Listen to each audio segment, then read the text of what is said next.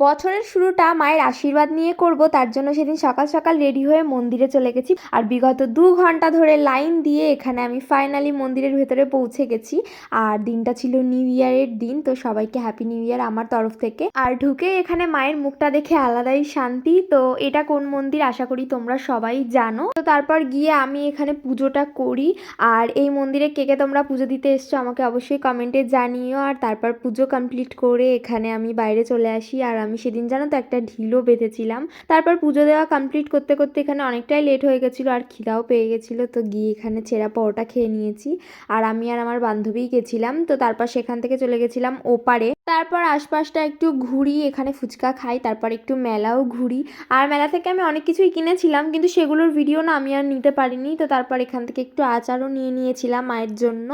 আর তারপরে একটু ঘুগনি খেয়ে, আর এই দোকানটায় গিয়ে তো আমি পুরো অবাক হয়ে গেছি, এত সুন্দর সুন্দর কালেকশান ছিল, বাট আমার কিছুই নেওয়া হয়নি সেভাবে।